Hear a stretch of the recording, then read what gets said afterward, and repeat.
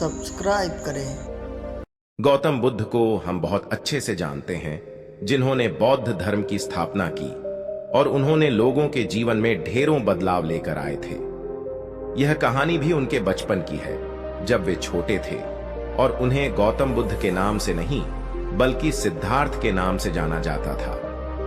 उनके एक चचेरे भाई भी थे जिनका नाम देवदत्त था। चलिए जानते हैं इस कहानी के बारे में। राजा सिद्धार्थ के महल के पास एक उद्यान था, जहां पर राजा सिद्धार्थ बैठकर प्रकृति का आनंद लिया करते थे।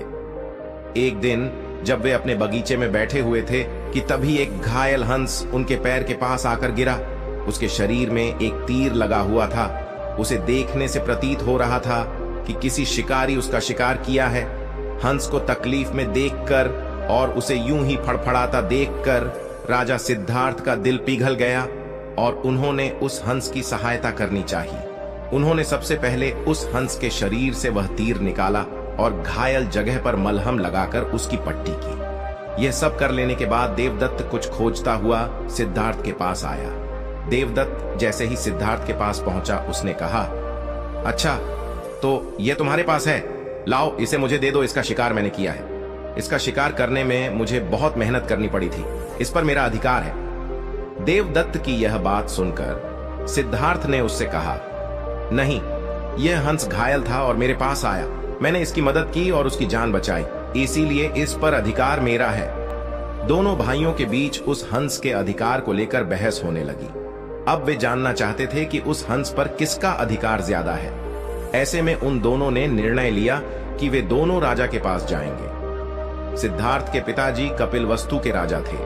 वे दोनों राजा के पास गए। राजा के पास पहुंचते ही देवदत्त ने सबसे पहले कहा, महाराज, इस हंस पर सबसे ज्यादा अधिकार मेरा है क्योंकि मैंने इसका शिकार किया है। इस वजह से आप सिद्धार्थ से कहिए कि वह यह हंस मुझे दे दे। जैसे ही देवदत्त की बात पूरी हुई, तब राजा ने दोनों को शांत किया और फिर उनसे पूछा कि पूरी बात क्या है।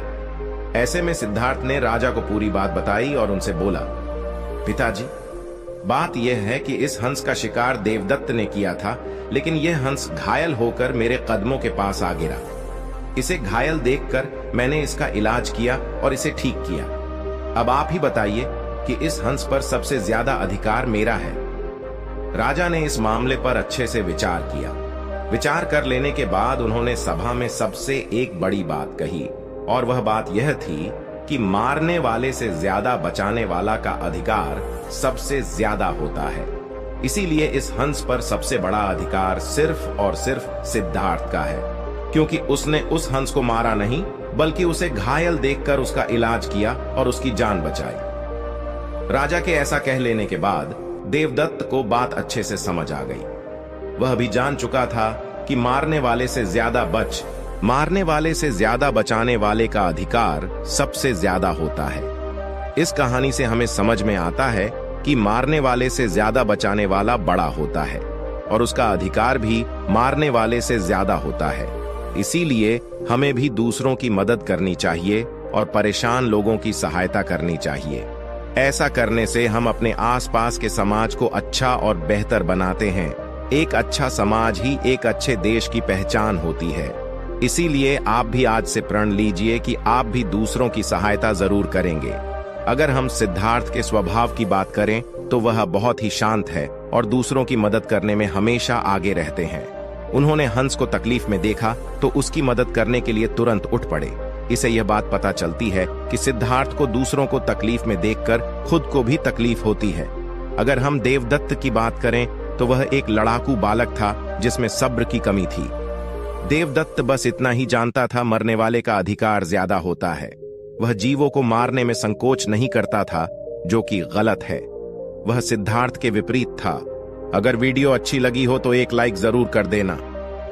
आपको कहानी कैसी लगी है कमेंट सेक्शन में हमें ज़रूर बताएं और चैनल को सब्सक्राइब ज़रूर करें।